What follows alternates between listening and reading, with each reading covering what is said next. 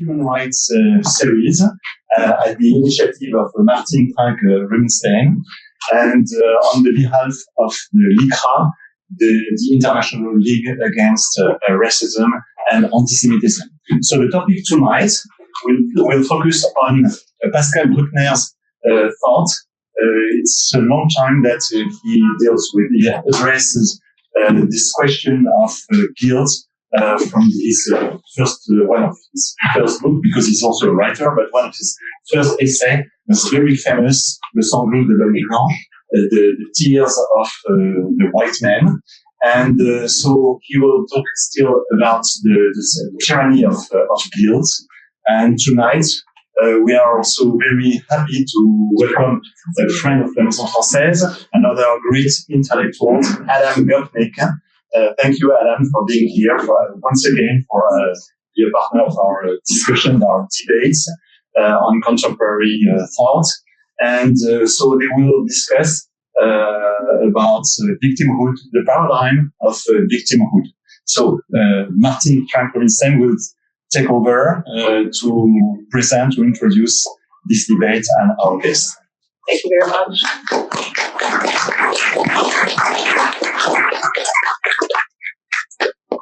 Maybe you can just sit on the other side, on the stage.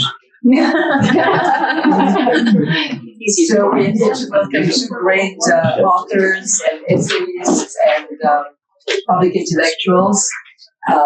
Adam Bruckner, whose books they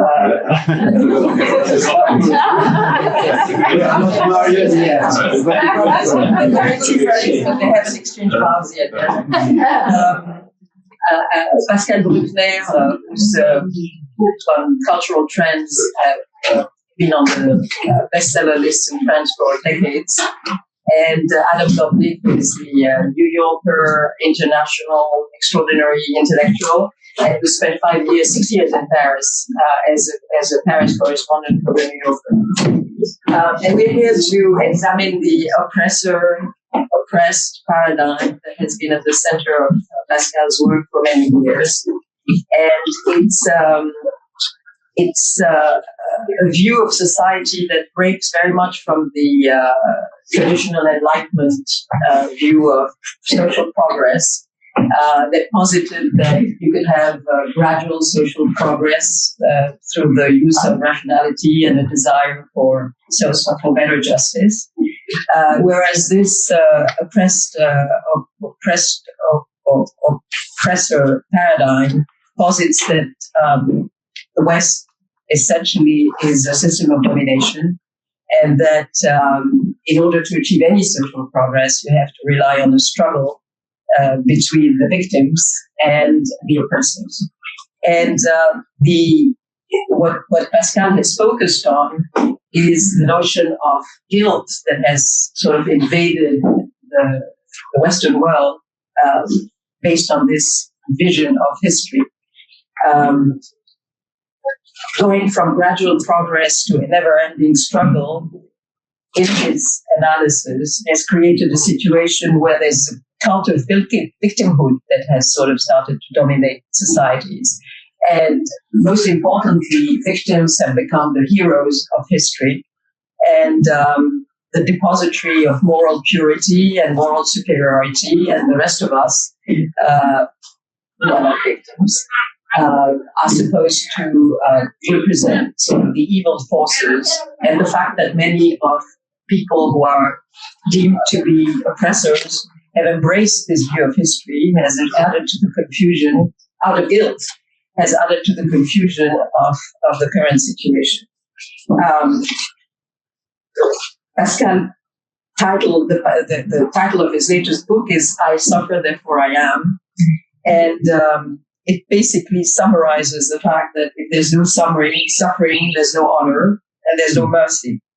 So, of course, in this paradigm, the villain is the West and all his sins, which include capitalism, colonialism, racism. And the true heroes being the victims are represented by marginalized communities, minorities, and more generally, non-Western populations. Now, many past and current trends echo this analysis. The powerful Black Lives Matter movement drew strength from the guilty memory of slavery and racism.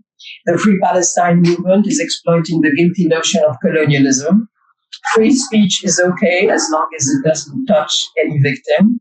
Institutions are viewed as instruments of oppression, not protectors of law and order. And identity politics has become necessary to establish every group's status in the ladder of victimhood. So the question we're confronted here tonight is this paradigm a path towards social justice, which may be the way it started, or is it just what some have called suicidal empathy? A self-destructive view of the Western world that creates unbridgeable divisions between good and evil, good and bad people, without offering any new avenues towards social progress. And of course, we'll ask the million-dollar question, which is, what's the best path forward? So I'll let these two gentlemen unpack this very simple issue.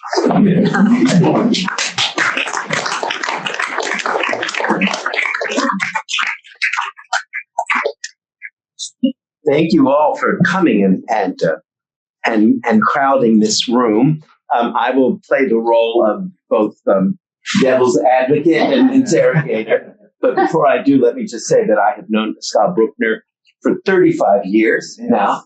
We had our first conversation in the fall of 1995, as I recall, when we were talking about the scandal of Emil Kusturic's film Underground at that time, in which had a very complicated political reaction. And I spoke to many of the outstanding, broadly speaking, liberal philosophers in France at that time, Finkelkraut, Bernard Levy, and Pascal Bruckner. And Pascal made better sense than all of them, and we began a friendship on that basis. The thing that I have admired about Pascal, both as an interlocutor and a friend, and as a writer in all the years since, is that he escapes the narrow boundaries and boxes of left and right, which is hard to do in this country and historically almost impossible to do in France, to be defined neither as a man simply of the left or of the right, though the right is constantly trying to make him into a leftist, and the left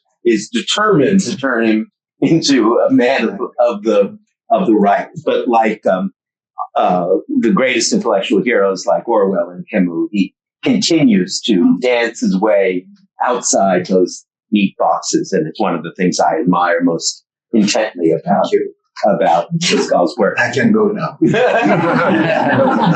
But as we say in America, having said that, let me now turn to the attack. Let's leap right in, if we may, Pascal, into one of the key questions in your book, and that I'm sure fills the minds of everyone who's here, certainly the evocation that Regina has provided us. One of the oddities of this history of the struggle to be identified as a victim, to see oneself as a victim, to earn moral points, a higher moral score by being a victim, is the very ambivalent role that Jews play within it.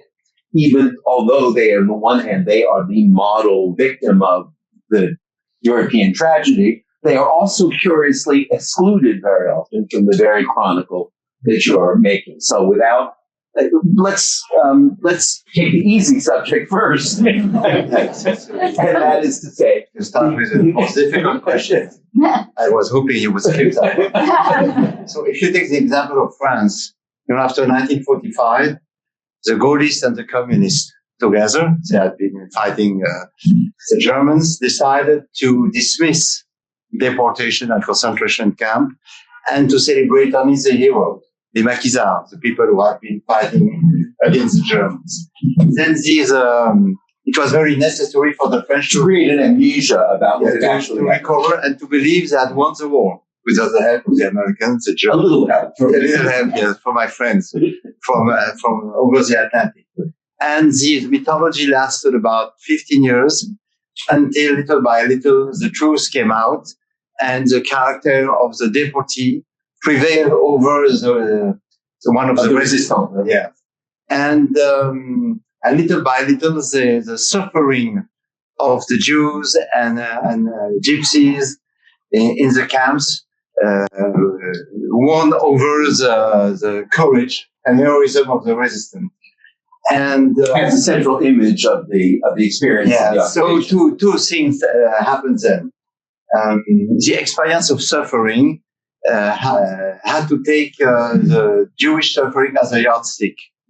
And I'm very surprised by the fact that nowadays the word survivor is used all over the political and literary scene. We're all survivors of whatever, I don't know. We survive our birth, and then, when you receive books, I'm at the Goncourt jury, and half of the books which are published in France, and it's the same, I think, in the United States, what you call the misery memoirs, tells the story of a man or a woman who went through so many hardships that it's a miracle that he or she is still alive. And so we have to admire the career of this person. And as a witty literary British said, if you have a cancer and you want to write about it, you better survive it, because if you have success, you won't be there to enjoy it if you die before the publishing of the book. So it's a good lesson for everyone. And so the Jewish suffering on one hand was a yardstick to which you had to adapt. And all of the suffering had to be compared to that greatest of all. So you always have to exaggerate your own pains and difficulties, and at the same time, as it is a yardstick, it is the main role model, as you say, and so we have to get rid of this role model to take its place, and it explains a lot of things which are happening nowadays, especially the word of genocide. I don't know if you want to insist on this, but the word genocide works both to deprive Jews of their singularity of suffering and to extend that highest kind of suffering to on a more universal basis. Yes. What we have seen since October 7th is that the Jews are not worthy anymore of this word, and that the word genocide should apply to many other categories: the Uyghurs, the Palestinians, the Muslims, so the Africans, the Amerindians. So it's like a concept that can be applied to any suffering category without any analysis. And what we have to say is that not all the crimes are genocide. We have to make distinctions. That's what the historian and the jurists do. Crime against humanity is not a genocide. War crime is not a genocide. You have ecocide, herbicide. You have different categories of crime, and you cannot label genocide a massacre which takes place in such and such place, in such and such parts of the world. Yes, and of course you will have noticed, but that the suffering of the Africans in Sudan and in Congo, it has never been considered by the public attention since the last 5 years or in the last 25 years. There's only one suffering nowadays. It's the suffering of the Palestinians and the Israelis. So the word genocide has been damaged because it's overused by every category. If you can assert that you are suffering the genocide, that means that you kick out the Jews and the Armenians and the Tutsis and all the category which went through a genocide in history, and you are the only owner of this word. And this is why nowadays Hamas militants want to be the one who wears the yellow star. The yellow star it's our possession. It's not yours anymore. Yes. So this is a reverse, how to say, offender victim role victim. Right. Reversion to take hostage. But let me then ask you, Pascal, because you raised the question of African suffering now and our readiness to ignore it. But let me ask you the hard question in the other direction. I remember when I was writing still one more essay about the Holocaust based on one of Timothy Snyder's books for the New Yorker. My son, who was then in his teens, came to me and said, "Dad, why have you never written about the genocide in the Congo? Not the current one, but the Belgian genocide in the Congo right before the Great War, right before the First World War." And the truth was, it was not one of my subjects. It was something that I had left alone. And the people who reproach us, as you know, say that's a history of colonial, call it what we will, genocide, massacre, oppression on an unimaginable scale that we have sufficiently repressed from our own telling of our own history. That's, I'm sure, is the reproach you're often given in response to what you write, that the history of colonial oppression is real and terrible and not to be written out. Well, in fact, it is written out. We have many books that have written about colonialism, and no one has to deny the crime of colonialism. Mm-hmm. But you cannot qualify every time as a genocide. In fact, historians, because we have to refer to historians of Africa, think that the first genocidal crime of the 20th century was the one of the Herero by General von Trotta in Namibia. Namibia was a German colony, and the Germans decided to eradicate Herero, which was a major tribe at that time. And it was a kind of preface, you said that? Yes. Yeah, it prefaces what happened in Germany afterwards. So this episode was recognized as the first step of a real genocidal crime. But of course, in Belgium, the King Leopold committed, I don't know if it's a genocide, but he committed a horrible crime by, cutting the arms of the Africans who didn't harvest rubber workers. Rubber workers. The French did the same also. But we have also to recognize that the first anti-colonialists were French writers, André Gide, who won the Nobel Prize when in 1929 in Congo to denounce colonialism. And so he was hated by the right. He was threatened. He was threatened by the establishment in France. And then afterwards, he went to USSR. He first wrote an eulogy of Stalin, went back again, and then said, Stalin is a horror, USSR is hell. And so he succeeded in being hated by the left and by the right. But we have to recognize that we have had in France and in Belgium also and in other countries many brave people who denounce the crimes of colonialism. Of course, the famous English journalist, which yes, who exposed the Belgian. Joseph Kessel in France and Albert London. Yes. Okay. So, but nobody wants to restart the history of colonialism. We just want that the now colonialist countries stop or give up their imperialistic view.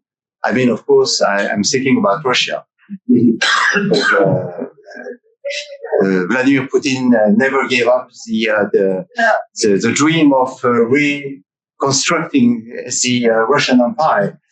The good news being that now he's losing the war. This is, and Putin is a very good example of the victim strategy, because he attacked the Ukrainians by saying that they're all Nazi, that they are nostalgic of the Third Reich, and that they wanted to send an atomic bomb on Moscow, which of course was absurd because they don't have the atomic bomb. And they gave it up in exchange for security. They gave it up in 1994 in Budapest in exchange of peace and security. But the good news is that the Red Army is so unprepared and bad and corrupt that now the Ukrainians, with very small means and the intermittent help of your president and help of the Europeans too, is succeeding in destroying little by little the energetic plants of Russia. And so a small country can beat the Russian bear. And Putin is building also influence in Asia. which is very interesting. So he wanted to represent the anti-colonialist empire. He hates the West and says he has the backup of the global South, but it's not true anymore. What the Russians did in Africa, in Sahel, is horrible. They raid entire villages, they massacre the people, and they plunder the riches of the earth. So the result is that in Mali nowadays, Mali has kicked out the French, so why not? I don't care. It's not my problem. But Bamako is surrounded by the jihadists. It's not really what you could call a success. And the Russians have went away. The pockets full of gold and uranium and rich metals. Yes. Well, it's one of the things you point out in the book is that Putin claims the legacy of the anti-Nazi left for right-wing authoritarians. It's also very interesting that you said the Red Army. We still think of it. It is the Red Army. It is the Red Army. Yes, it is. When you arrive I traveled a lot in Eastern Europe and in Russia, and you have all the symbols of.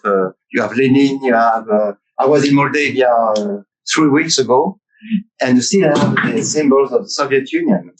And I went to Transnistria, which is a small strip of Soviet Republic. We have a contingent of 60,000 Russian soldiers. And you have statues of Lenin and Stalin, Marx, Engels, everywhere. So, and they call it Sovietic Park, yes, like Jurassic Park.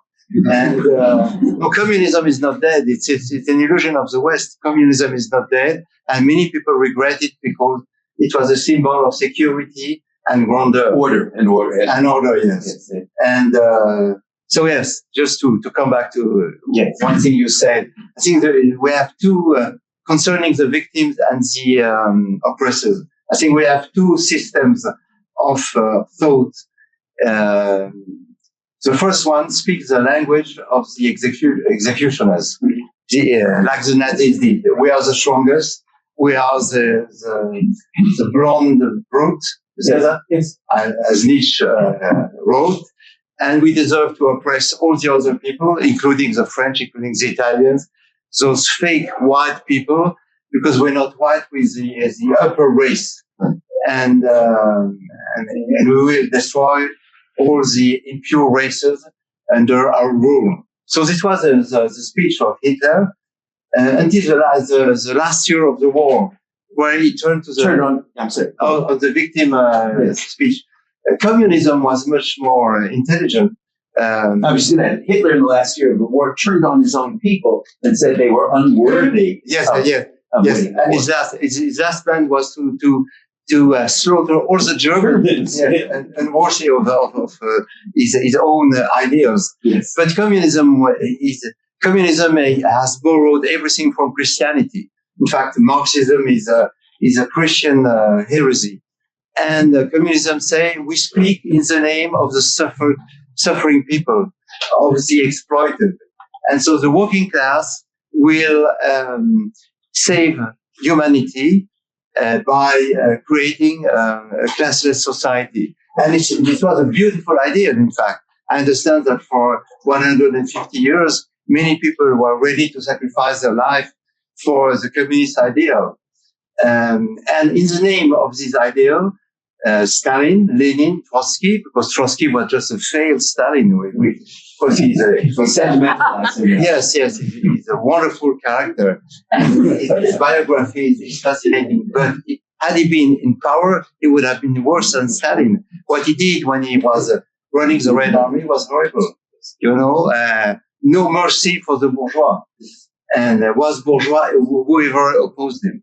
And so in the name of humanity, communism decided to suppress and to erase a huge portion of his enemies. Because if you were an enemy of the party, you were an enemy of humanity. That explains why Stalin killed millions and millions of people. And we have to remember that at the end of his life, Stalin had set up a plan to eliminate the Jews. The doctor's club. Yeah, he wanted to deport them and maybe to start his own genocide, because his forces declined, but his hatred was still very strong. Yes. He decided he had to purify the Soviet Union.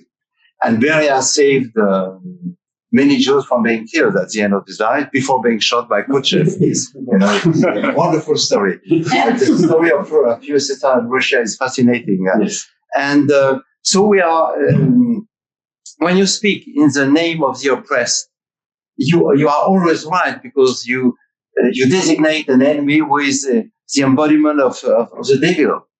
And if you demonize your adversary, you have very little chance to reconcile with it. So this is the ambiguity of every war. Yes, and it's the opposite of the liberal tradition, which insists on the possibility of finding common interests. Yes, because there comes a time, and it's a case in Gaza. Yeah. There comes a time when you have to bury the hatchet. Yes. Yeah, and say, well, we have to find interlocutors, we have to find people to speak with, and we cannot be at war forever, because the cycle of enmity has to end one day. Yes, exactly. I'm so grateful, Pascal, for the larger historical context you're putting this in, but I will press you a little bit on the more narrow French context right now, because one of the things that fascinates me is the way that anti-Semitism has switched from right to left and back again in France in the last few years. When I was living in France and through most of my lifetime, the FN, as it used to be, the RN, as it is now, was the repository of the remaining anti-Semitism of the Petaniste regime of the 1940s. And the left opposed it. And now we find that the astonishing moment when Serge Klarsfeld, the great hunter of the Nazis, said he could not vote for the left, he would sooner vote for the Rassemblement National than for the united left.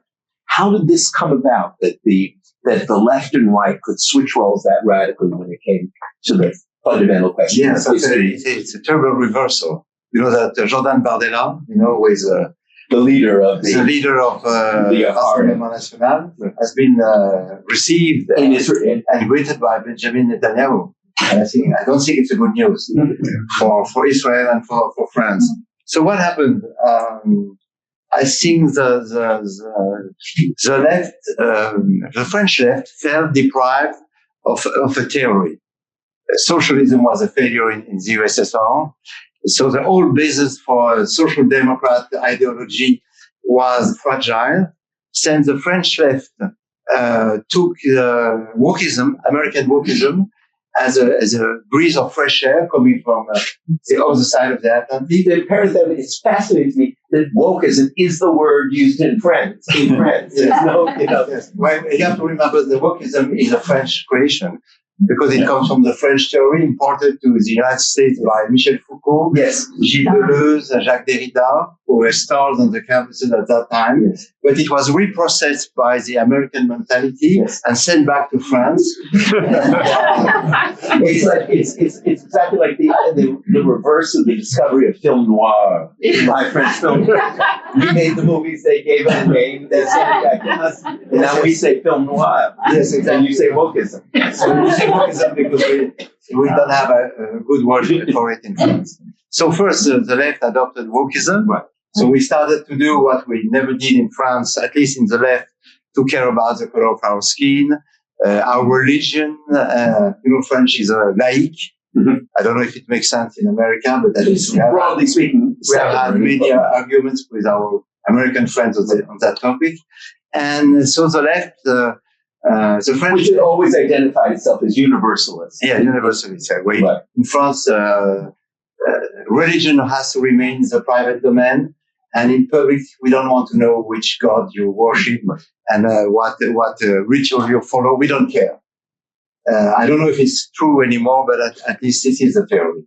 And not more than the theory; it's the rule of the French state. It's the rule of the French state, exactly. And then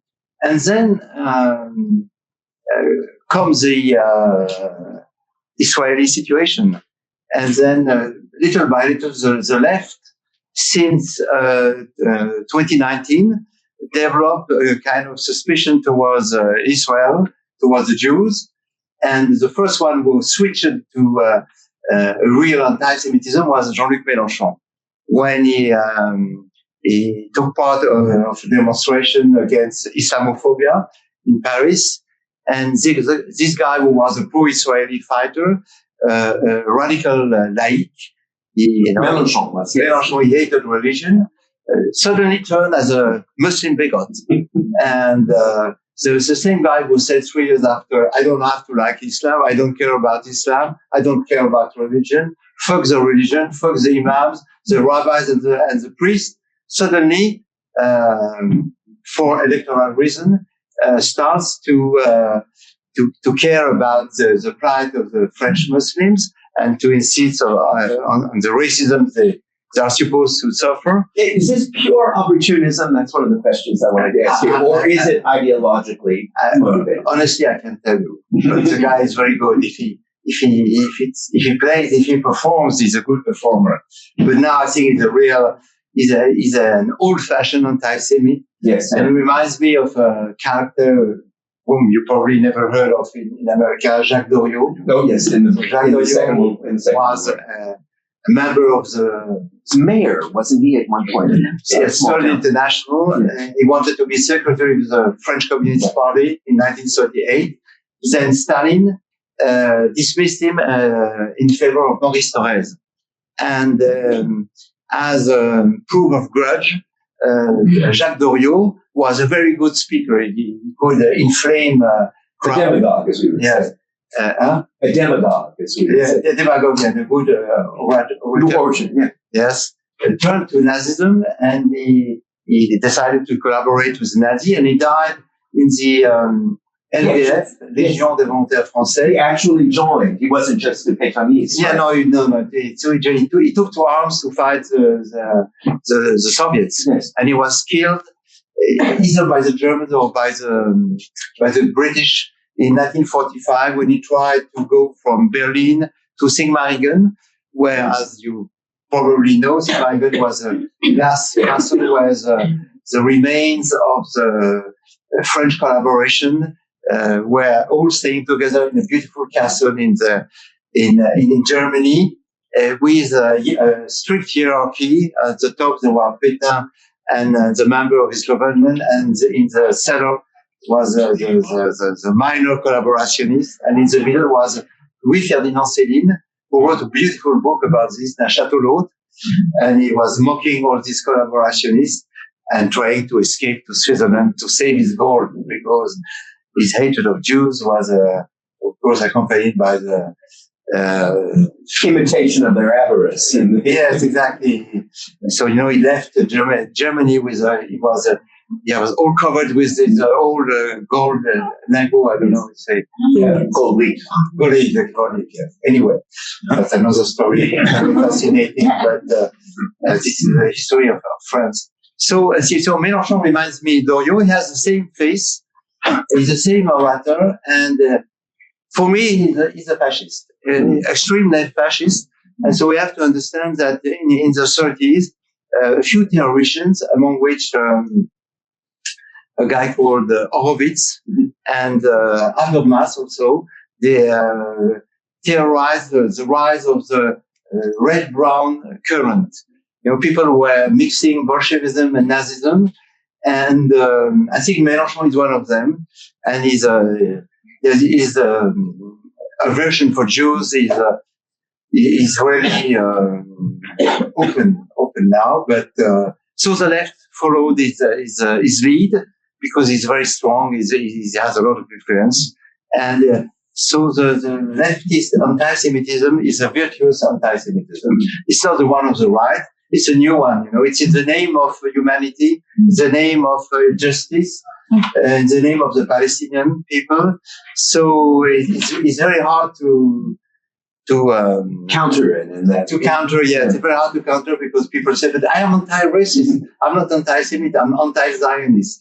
So it's an old debate. But it's anti-Zionism, the new breed of anti-Semitism. But is the turn of the RN, the old extreme right, the old Trump now, towards a more philo-Semitic approach. Is that in itself just the reverse image of a kind of opportunism, or does it represent an actual ideological? Well, you never know, because, sometimes the old man is coming back. Jean-Marie. The ghost of Jean-Marie is coming back. So, who was a true, profound anti-Semite. Yes. And yes, the tradition, the French tradition, Christian nationalist. So, recently a guy said that the Jews are nomad and nomad tribe.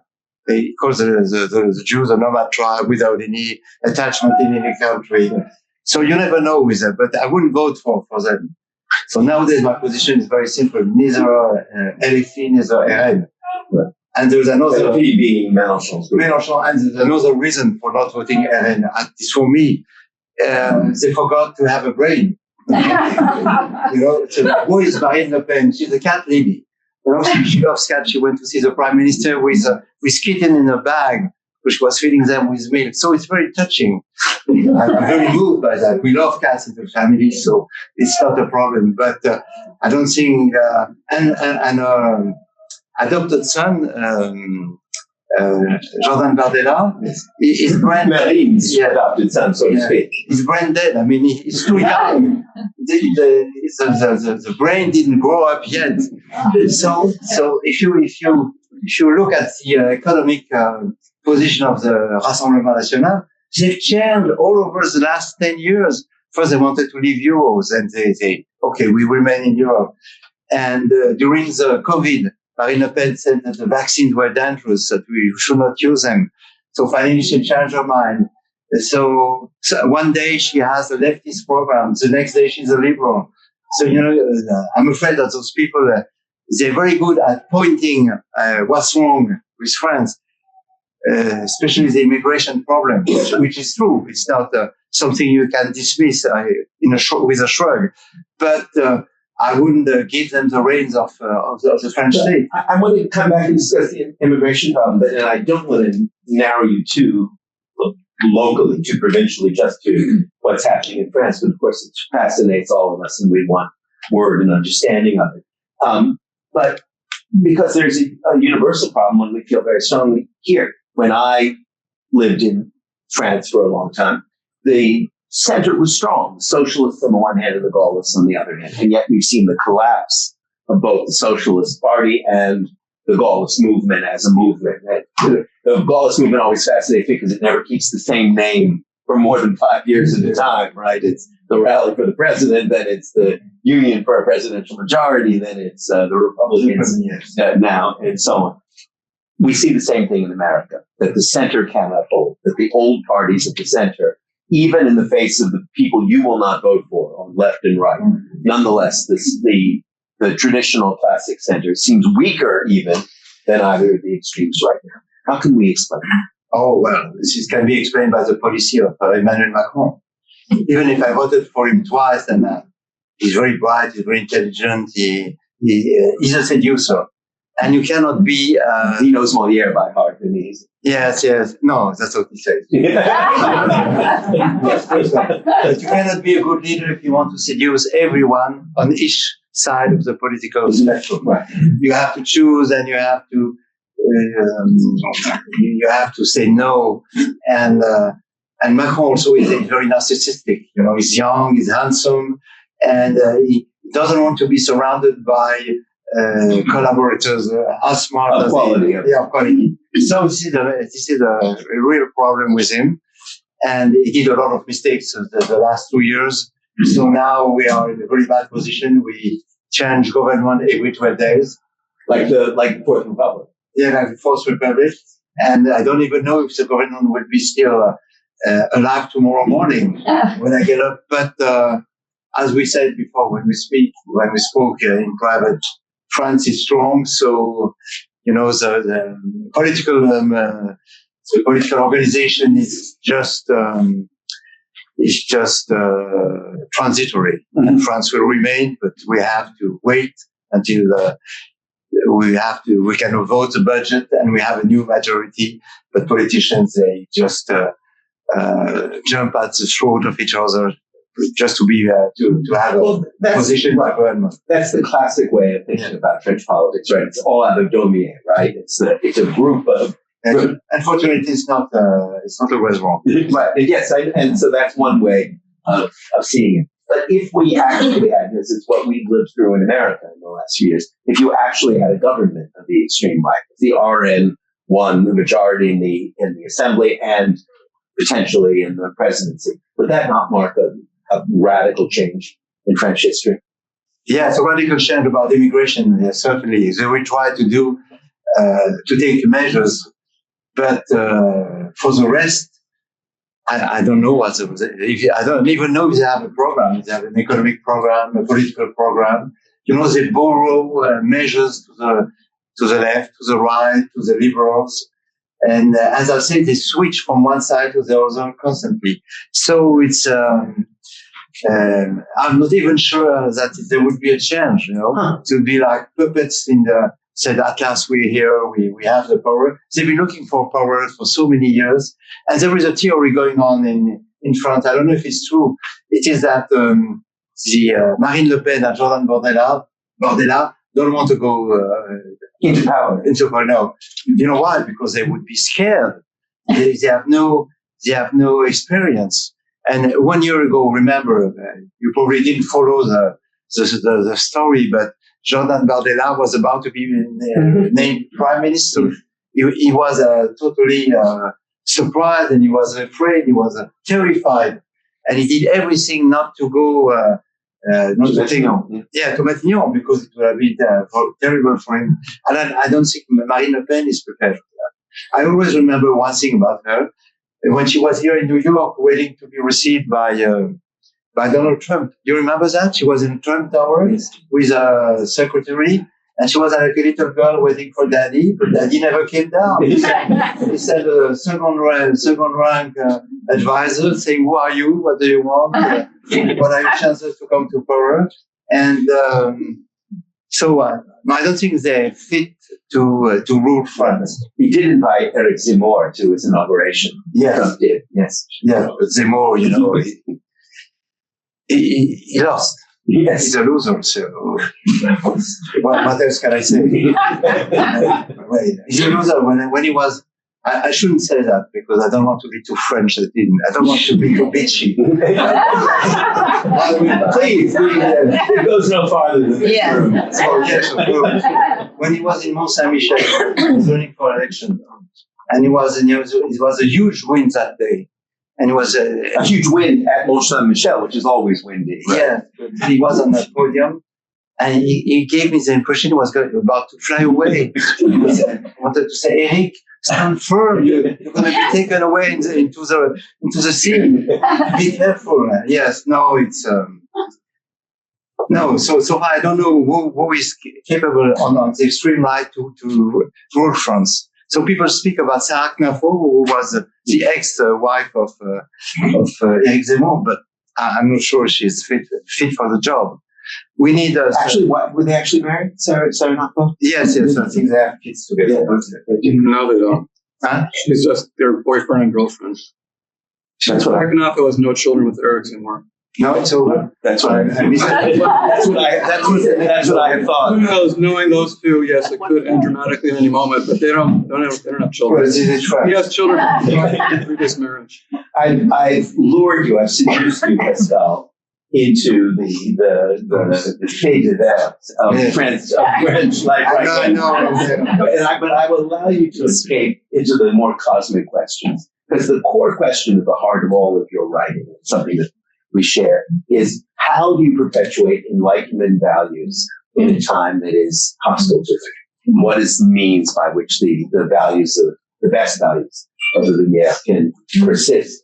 Yes, in a world of I would make a simple answer by not giving up to despair. Mm-hmm. And I see a lot of desperation in the West. You know, one of my best friends, I wouldn't tell his name, sees the future as a total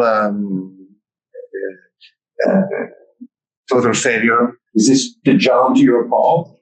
basis. Yes. Yeah. We had recently a discussion about that, and he said that now we have to limit ourselves, that the epic of progress was finished, and that the youth was totally celebrated, you said that? Yes.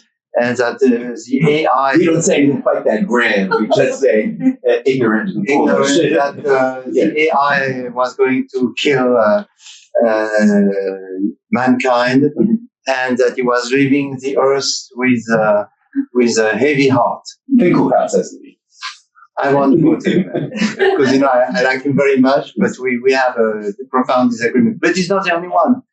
On the left and on the right, you have this idea that the West is dying, that we made our time, that we are like in agony, and that science has failed.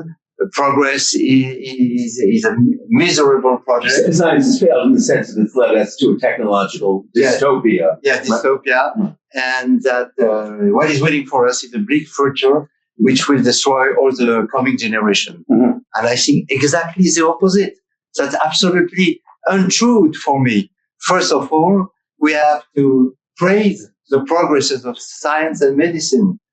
That's what I say to my friend. Without medicine, you would be dead. But of course, the progress goes along with the regression. Yes, not everything is fantastic in progress, but at least we have a life expectancy which is much bigger. We live 20 to 25 years more than our parents and grandparents. Yes. Even if we are fragile, if we have diseases, then we're there. So that's why we have in France to think about raising the age of retirement. Yes, which is another. France lived in a cultural complaint. So since the French Revolution, the cahier de doléances. So all the French want to retire at 60, and if possible before. But it's not very reasonable. And when people say that the West is dead, I'm sorry it's a simple remark.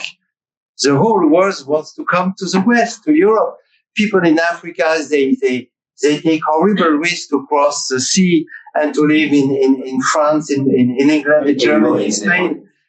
So people say yes for the social security and for advantages, maybe, but also because they know that in France they will benefits of rights they don't have in their country.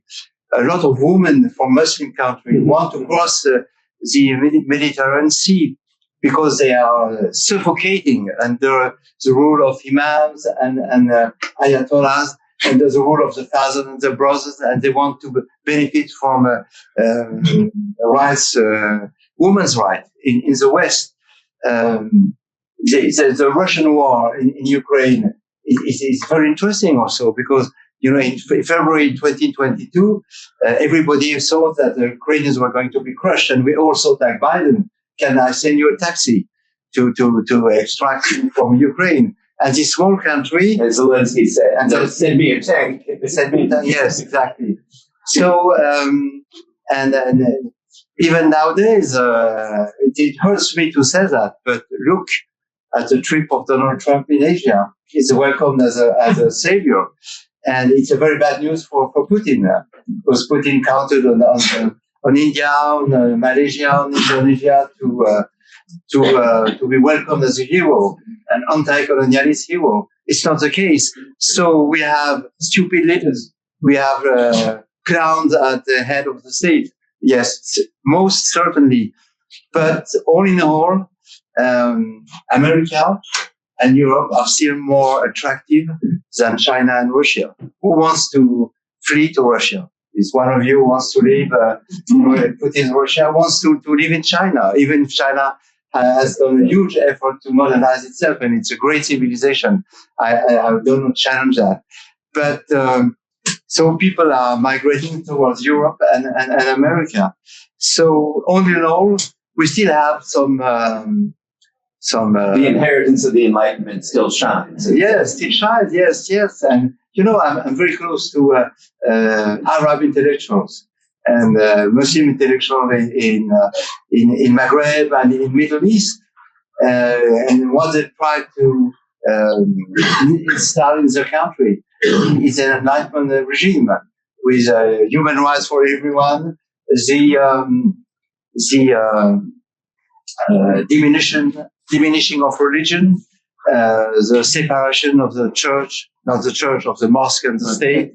So they try to breathe and to have more freedom in their own country. So, for instance, you heard probably of Gopnik.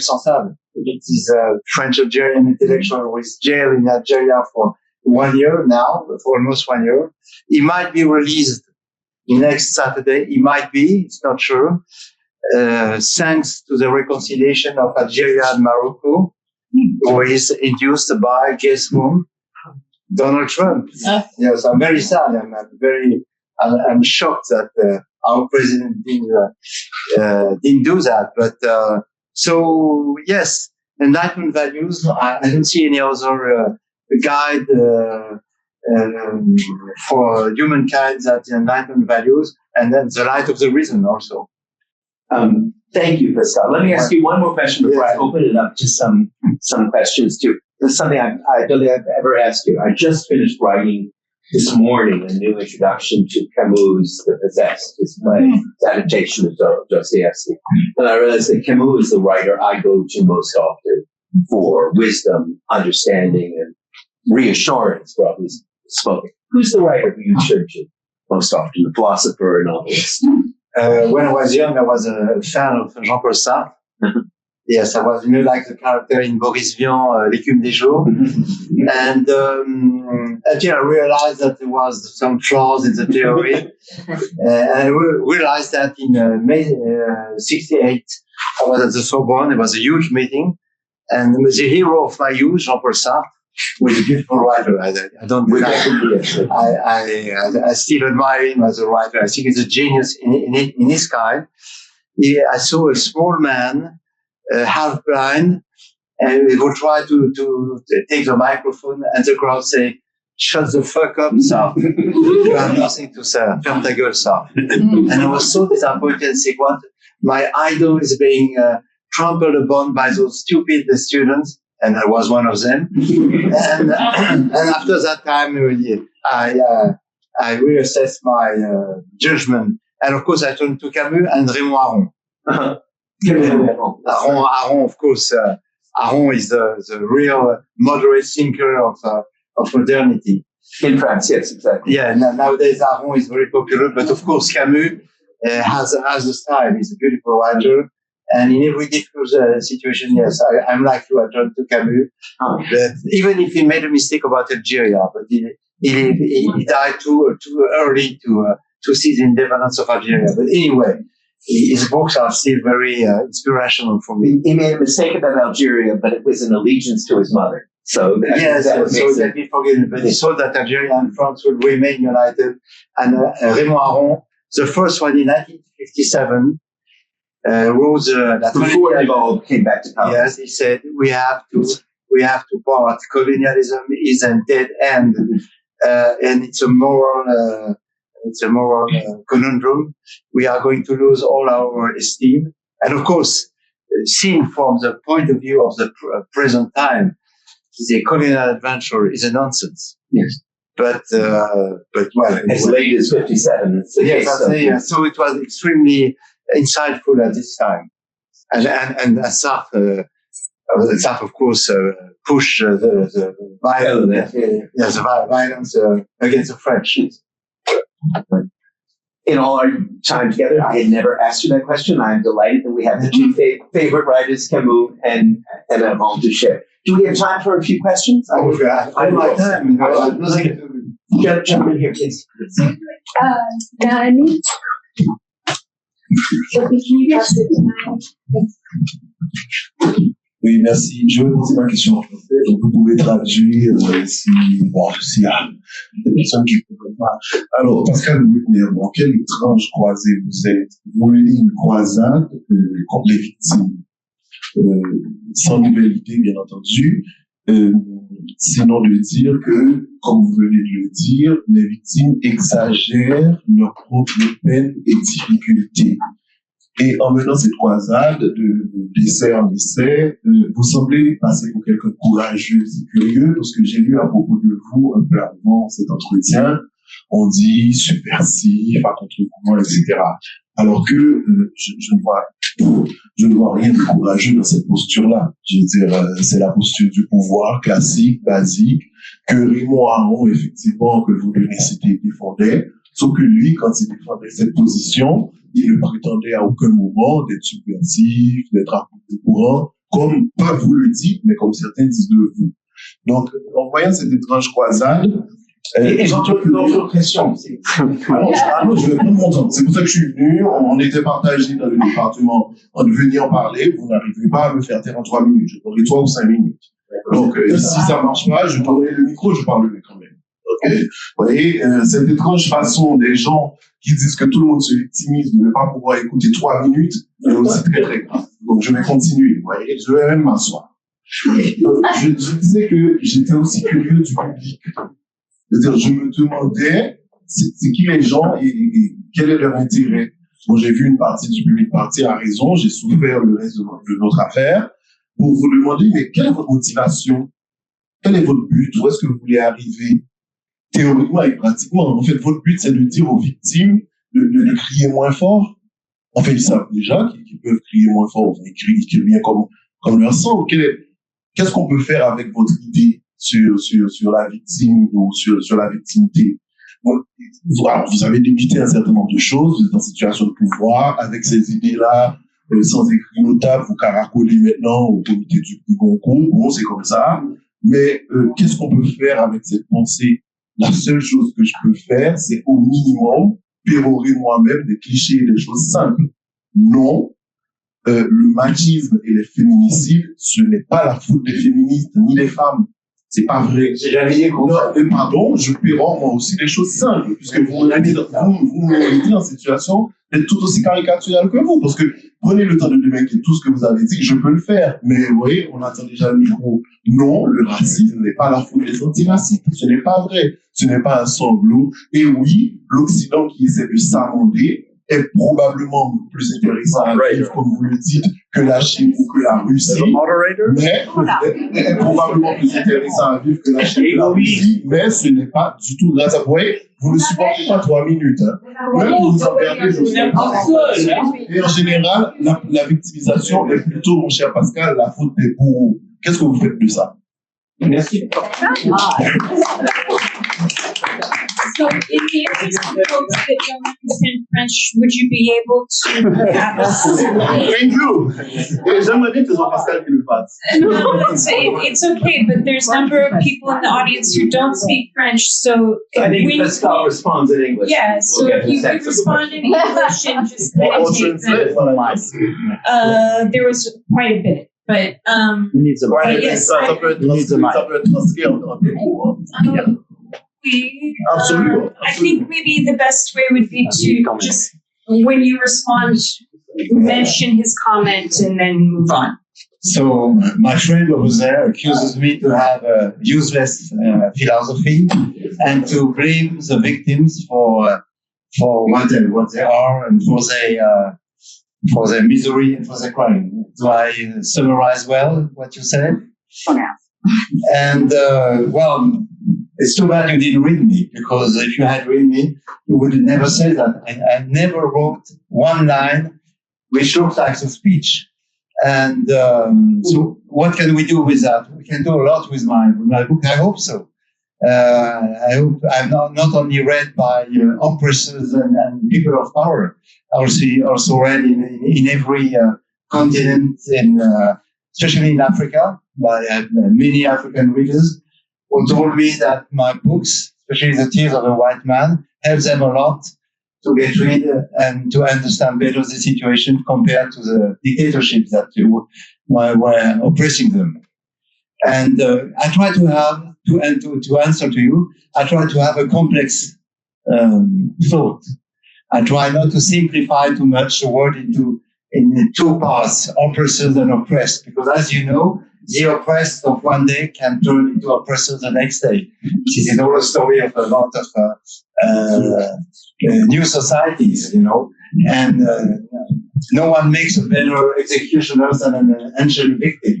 So when I try to complexify the situation, you accuse me of, I don't know exactly what you accuse me of, but I don't recognize myself in you in the portrait you drew of me. But because you just say generalities.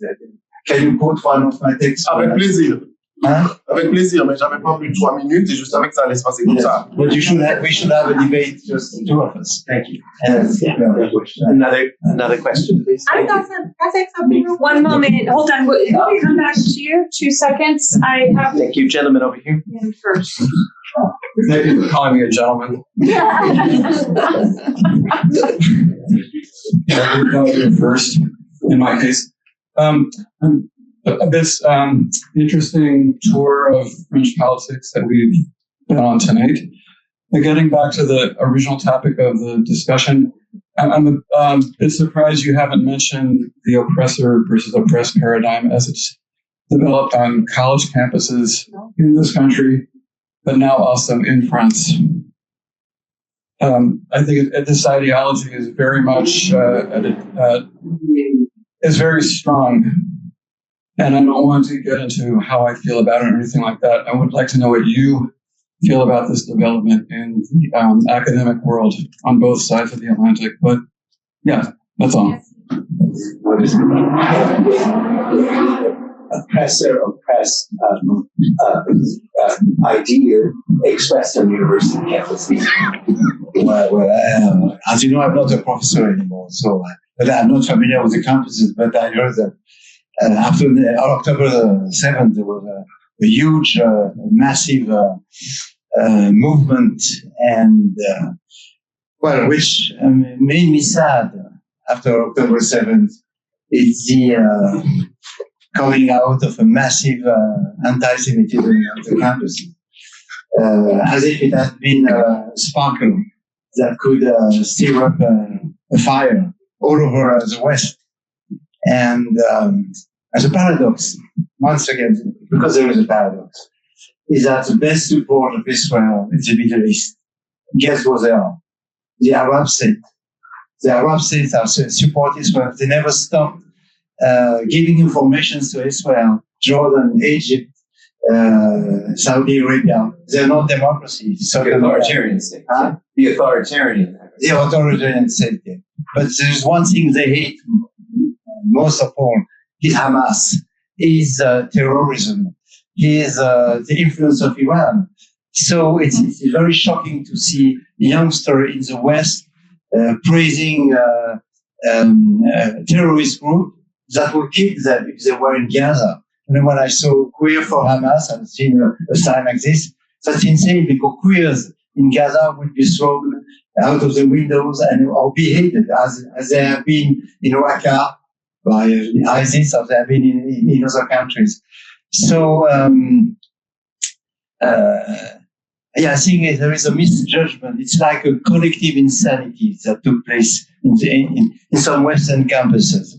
Not as much in France as in this country, because we have a different history, and even in France, les banlieues, how to say, the suburbs, didn't take to the street because they're Muslims, but they're not in favor of Hamas. They want to make their way into the French society. They want to succeed. They want to work. They want to have degrees, and they want to enjoy what we, the French, enjoy with our own religion. You have the right to believe and the right not to believe. You have the right to go to the mass or to the synagogue or to the mosque, and the right not to go. You have the right to follow Ramadan or not to follow it. I've been very shocked when a guy said on the October 7th in the evening. It was exhilarating. I don't know, it is a professor of Cornell. Yeah. Yes. So that's very shocking. Colombia, yes. And it's as if, it's as if a right to kill was delivered to kill Jews. And I don't think it is very sound, and I don't think it is very, yes, I think it is horrible, in fact, to answer your question. But but now the temperature is going down in France. The temperature is going down, and I think we have to take into consideration a massive phenomenon in the Muslim world, which is Arab and non-Arab states have suffered for 20, 25 years a huge wave of terrorism. And little by little, Arab leaders and Arab clerics realized that this radical Islam was very bad for their image and was very bad for the good behavior of the regimes. And what happens in Saudi Arabia is very interesting, because whatever we think of MBS, who is of course a dictator, small reforms have been made in favor of women's rights. Women are allowed to drive a car. Women are allowed to go to university. So we don't have a profound investigation about the changes in the Muslim world. But I think there is one. There's one in Morocco. There is one in other countries. So, and I think the reluctance for the Arab state to condemn Israel, and they paid a lip service to condemn Netanyahu, is, for me, the symptom of a profound change. This is why Benjamin Smotrich, which is the finance minister of Israel, the supremacist, was totally stupid when he said to the Saudis to go back on their camels. So the guy is 100 years late, because all the societies are changing under the influence of the Enlightenment movement. And whatever we think of the West, we can hate the West. After all, the best haters of the West are Westerners themselves. We have a huge talent to develop a self-hatred, but things are moving and not always in the bad direction. That seems like a reasonable place to stop. If I'm we're out of time. No, we're fine. Oh, we're fine. Okay, then I will call on another. Would you like to comment on the messages? Well, I beg your pardon? I'll make comment on this. Would I like to comment on the question? Yes, of course. I'd be glad to. I have. Yes. Oh, let me finish this comment and then come to your question. Martine Brooks asked me if I would comment on that. I will try to comment on it as candidly as I can, as I have two children who have just graduated from university in America.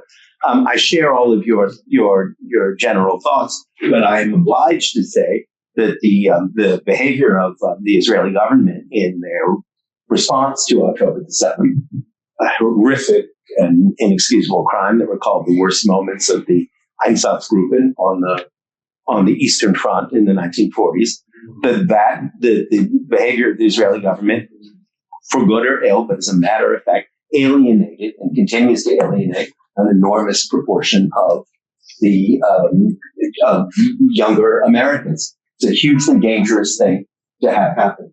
And our obligation, it seems to me, our friend Raphael Glucksmann, I think, put this very well. Raphael Glucksmann is the son of Andre Glucksmann, an old friend of us both. And he said rightly that you have to fight against the cruelty and oppression and terror of Hamas and against the extreme right-wing government of Israel with the same passion that we fight against the extreme right-wing government in France or in America. And I think that's the wisdom of the moment. But I think that the risks of the moment are enormous as well. But the Free Palestine movement really started on October 8th before Yes, I didn't. So I think that was the basis of the question. I understand that, Martine, and I know that's true. But as a matter of fact, we cannot ignore the reality of history, and that in part of that history is the enormous alienation, tragic alienation from the traditional, from the Zionist ideal by the conduct of the Israeli government. And you can feel both those things simultaneously. One of my favorite expressions, which I learned from my friends in France in my many years there, is that grown-up people can count to two. Nous sommes des adultes, on peut compter jusqu'à deux, and we have to count to two. Yes, please. Just a word that I need to speak. I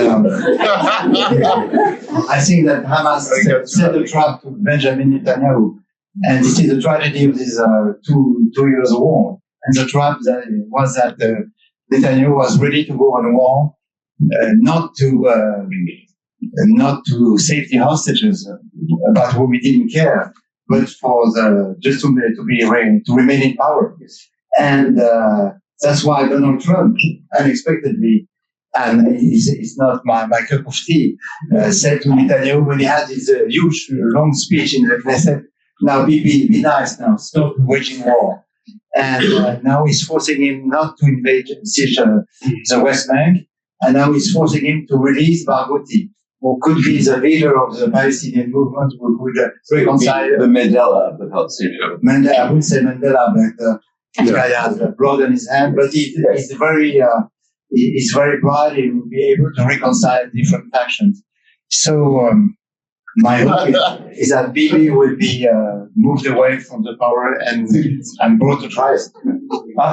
May I speak? Please. One question. Many people Awesome. Hi, my name is Ziza. I do agree that our culture seems to be in some kind of swamp of victimhood, generally speaking. I think it's very disempowering. I think it's a mechanism of deflection. Our planet is in crisis, and we're in a room, we're talking about science. It's like talking about gang colors. Like, are you Crip? Are you Blood? Are you Democrat? Do you eat mud? Right? Like, the world we have very serious issues, like our endocrine system, our water supply, electricity, the cost of living, inflation, like all people losing jobs left and right. It's so easy to talk about what to fight against, but what exactly are we living for? What brings us as a species together? Colonialism is so raggedy. It's so primitive. Aren't we over it? I'm tired of always having to be on defense around white people. It's exhausting. Okay? Like, I see human. I hope y'all see human. And these conversations they're kind of necrophilic. It's like grave diggers, right? We're digging up the past. We're like, picking scabs that aren't healed. Why are we keeping the genocides, the trauma, and the violations of the past alive? Why do we keep this division on life support? Who is it serving? Because we who are living, those who want to procreate, it's not serving us. It's not serving the children you're going to have. It's not serving the grandchildren that you want to take care of. Last thing. So speaking of that, I have colonial stamps from France, so everybody wants any colonial stamps because my food stamps may not come in on November 1st. So if you want some colonial stamps, you could do a trade, that could help the future. Thank you. May I follow up on something you're saying? The question of the ecological catastrophe, climate change, global warming, that's something that in France, particularly in the hands of the Greens of Libya, is stronger as a political movement, it seems, than it is here. And I wonder how you see it in the context of the oppressor or oppressed. Yes, we don't have a president that denies climate change, and no party is denying the climate change. So that's seems a good point. But I think we are divided between 2 points of view. One is a catastrophic one, saying that, as I said before, the climate change will destroy us, that the ocean is going to invade all the lands, and that we'll be boiling in a few years, summers will be too hot, and there is nothing to do. And maybe there is another way, more rational and more scientific, maybe to adapt ourselves to the climate change and invent the technologies and the attitudes to adopt in front of it. So I would say there is an inventive adaptation instead of a negative one. So yes, we suffer in summertime in Paris. Terribly, yes. Terribly, because we don't have air conditioning, and we resist. But But there again, I'm very confident in the capability of the human mind to overcome its own tragedy. Gentleman here. So we have a lot of questions. Yeah. This one first. Do you want to this gentleman here? Do you want to take all the questions at a time? Or you because if there are many questions, I think that would be great to have perhaps a group of 3 questions. All right. Yeah, I'll try to make it short, I promise. Thank you. Okay, so I'm from Israel. And this is my first time ever being in the States. Like, I just arrived 4 days ago. And whenever I meet new people now here in the city, the first thing they ask me, okay, where are you from? Then I have to like think, okay, should I just say I'm from Israel? Because I know the reaction I'm going to get. And 90% of the time I got the reaction that I thought I would get. And that's kind of sad because, to give you some context, I'm from the Golan Heights. You know, like 1967, it was an occupied land in 1967 in the 6 Days War. So I'm not Jewish and I'm not Muslim. I'm Druze. It's like a minority religion. Most of you maybe didn't hear of. So I'm in this spot, like I'm in the middle. Okay, I love these. I like these. I can get along, but I'm stuck in a situation that I'm trying to stop these people that I met here in the last few days. That I don't think you can form an opinion about that place, like a well-thought idea, if you don't live there, you don't come from there. It's quite impossible, especially if you don't speak the language. I think the language barrier doesn't matter how much you read in the media, no matter if you get the best translator ever. My mother tongue is Arabic, and I speak Hebrew fluently. I also speak German fluently. And when I lived in Germany and I learned the German language, I started to understand the German people different, not just because of the language, it's the culture. And the same thing when you come from where I come from.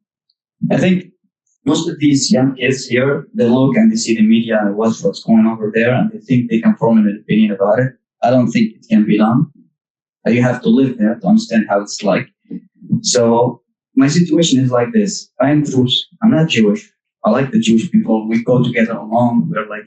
We just love each other. We support each other. Even though we were occupied in 1967. And after that, a lot of people from my community tried to resist. But yeah, my question is, sorry, I'm taking so long. I made a promise. I didn't. Yeah, my question is, do you think this view on Israel, especially here in the United States, is gonna go away anytime soon, or just can't stand?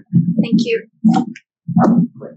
Could you elaborate on what you think is the reason of the attraction to the young people in France or in the United States, particularly, to this oppressed paradigm? The support for Hamas, for example, this pro-Palestinian movement. What do you think is the great attraction for that? There or one more? Yeah, one more. Here. One more? You want to? No, I was pointing. Okay. Yes, I think it is a little hasty to say that anti-Semitism has switched from the right to the left.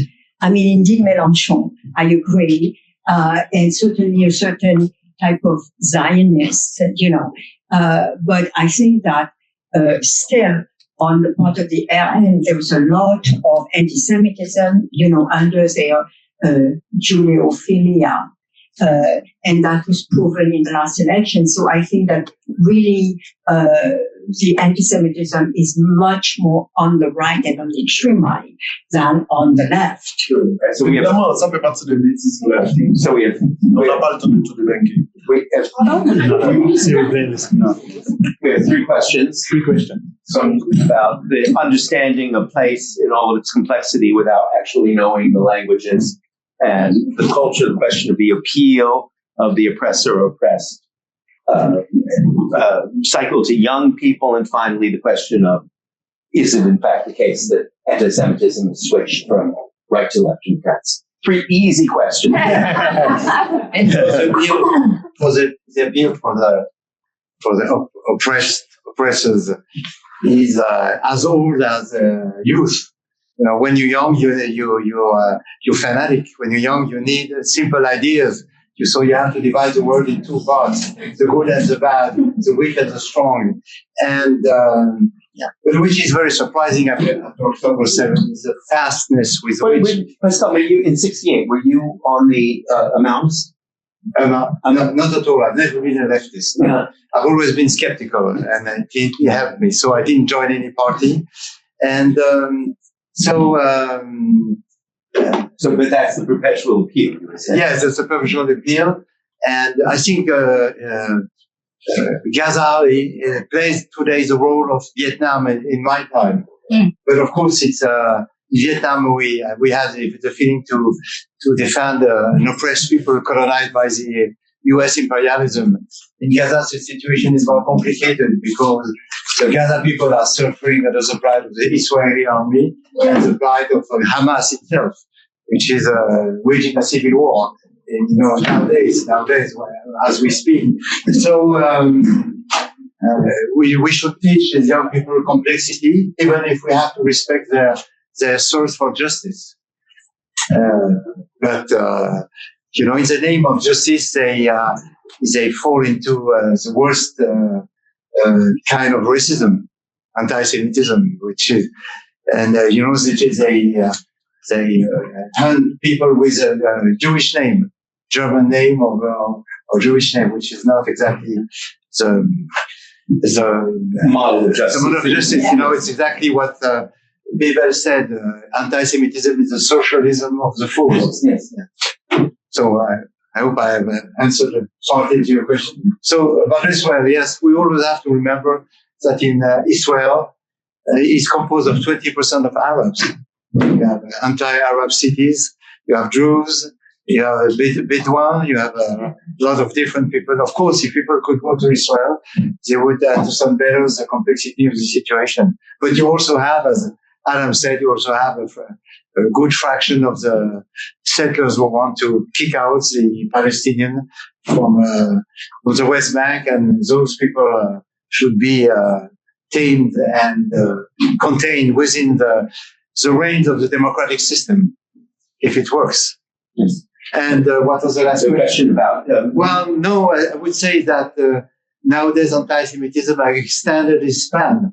It's not only the far right, it's also the left. It's just an extension, like a flower, an ugly flower blossoming on both sides of the political spectrum.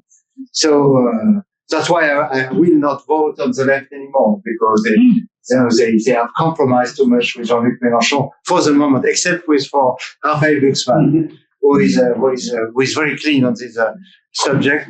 But yes, your question made me think about an MP of Rassemblement National. She was running for election. She said, "I'm not racist. My identity is Jew, and my sojourn is a Muslim." Well, what do you say? I'm racist. I'm very open. And of course, yes, the roots are still deep in their minds. Racist roots are still deep in their mind. So we far from the victim, but I said what I wanted to say. Well, thank you.